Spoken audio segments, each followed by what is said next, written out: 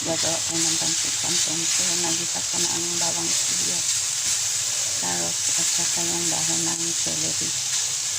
Yan. Gumamit tayo ng celery kasi madami.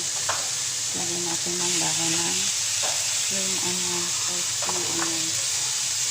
At saka isang repolyo.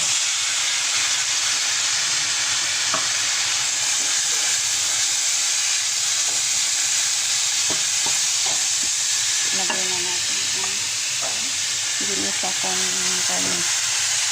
Tapos may toyo na may timpla na. Timplado na. Timplado na yan.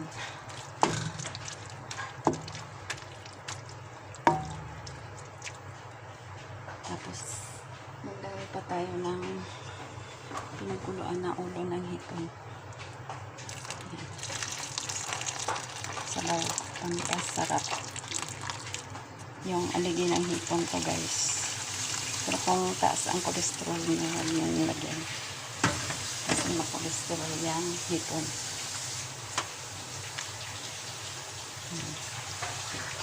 So isunod na natin ang pancit canton dahil templado na yung sauce niya.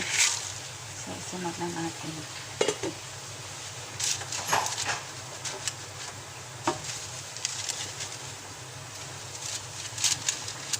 So, kapag sobrang sauce nyo, bawasan nyo. Or magdagdag ka ng pancit canton.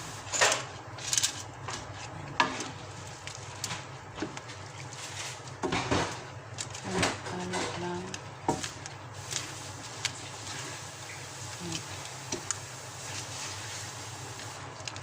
Tapos sa ending nito, guys, lagyan natin itong hipon.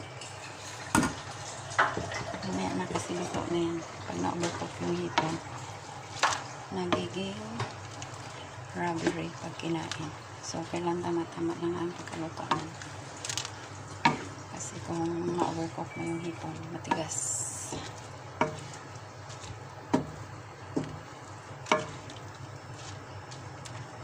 So, sa palagay ko, dagdagan ko pa siya ng pancit canton.